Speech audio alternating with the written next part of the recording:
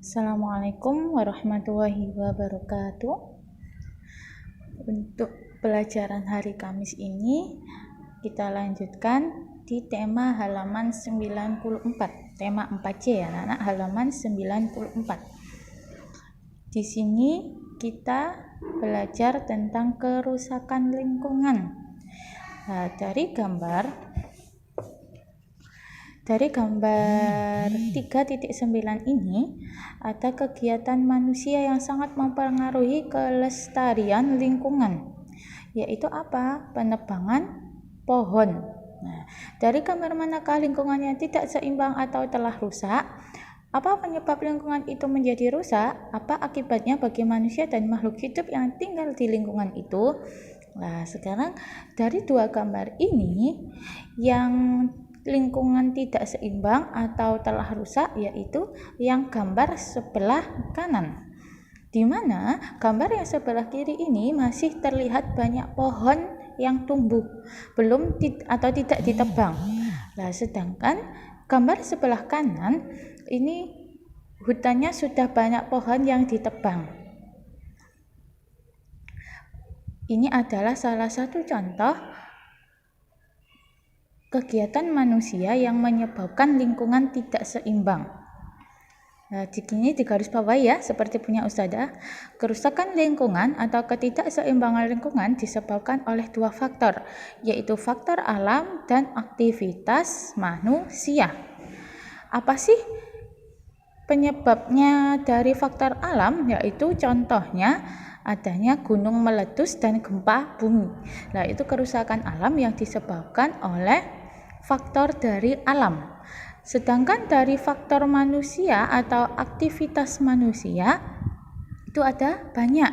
Contohnya penebangan hutan atau pembuangan sampah yang tidak pada tempatnya, pencemaran tanah, pencemaran air, itu merupakan faktor dari aktivitas manusia.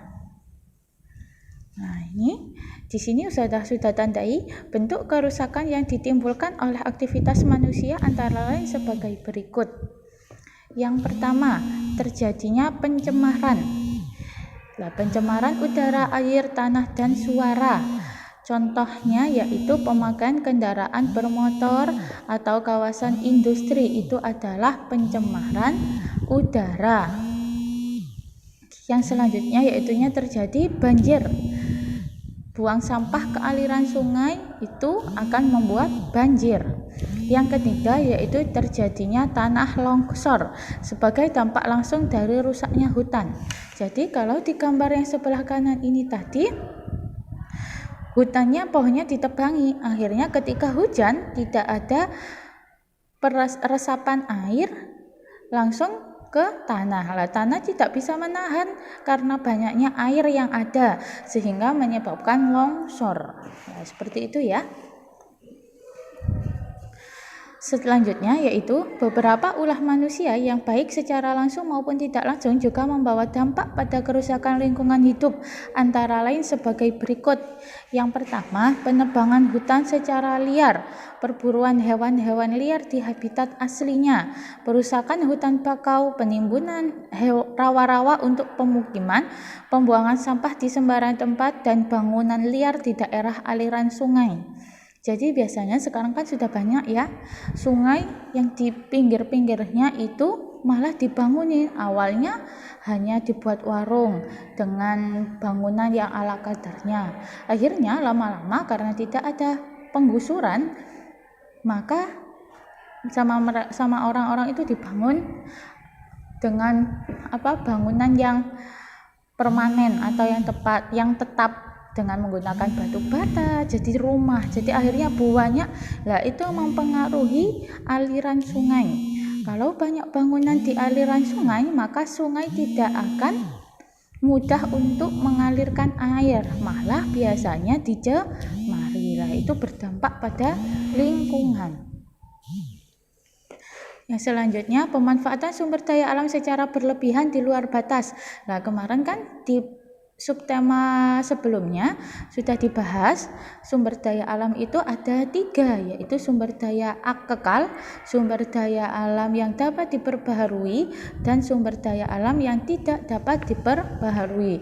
Nah, ini penggunaan sumber daya alam yang tidak dapat diperbaharui itu penggunaannya berlebihan. Nah, itu juga menyebabkan kerusakan lingkungan. Selanjutnya, penggunaan pupuk yang berlebihan. Pupuk di sini yang dimaksud adalah pupuk yang mengandung bahan kimia, bukan pupuk yang terbuat dari kotoran hewan. Kalau pupuk yang terbuat dari kotoran hewan itu insya Allah aman, karena alami ya, dari kotoran hewan. Kalau pupuk-pupuk yang biasanya ada di toko itu ada bahan kimianya. Jadi kalau terlalu banyak digunakan, akhirnya akan merusak tanah. Tanahnya tidak subur lagi, tidak produktif lagi. Selanjutnya, pengambilan hasil tambang secara terus-menerus. Selanjutnya, penggunaan air tanah secara berlebihan. Nah, ketika tidak musim kemarau, musim penghujan, tidak boleh menggunakan air berlebihan. Ketika bak mandi sudah penuh, maka keran air harus segera dimatikan. Mandi, buang air besar, buang air kecil, atau penggunaan air yang lainnya juga digunakan secara secukupnya, agar kalau terjadi musim kemarau masih bisa mendapatkan air, ya, karena air yang ada di dalam tanah belum habis karena kita menggunakannya secara hemat. Karena kalau musim kemarau, tanah itu kan kekurangan resapan air karena tidak ada hujan, ya. Yang terakhir yaitu penggunaan bom ikan dan pembuangan limbah ke laut. Nah, ini adalah gambar 3.10, itu penggunaan bom ikan dapat merusak ekosistem laut.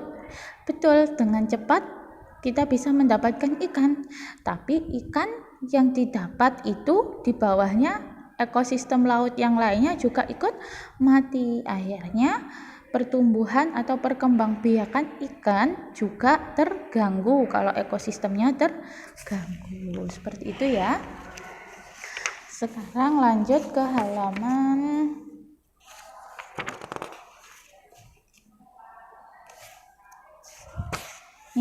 halaman 101, ditandai seperti punya Ustazah ya. Kata depan, sebelumnya 101 silahkan dibaca halaman 99. Di sini ada teks wawancara. Nah, kemarin di soal kalau wawancara kita ke seseorang, nah, seseorang yang kita wawancarai itu disebut narasumber, ya. Orang yang memberikan informasi ketika kita wawancara itu disebut narasumber. Nah, ini adalah wawancara Bella kepada seorang petani. Silahkan dibaca sendiri deh. Ini teks wawancaranya. Bukan petani tapi Bella dengan peternak, ya.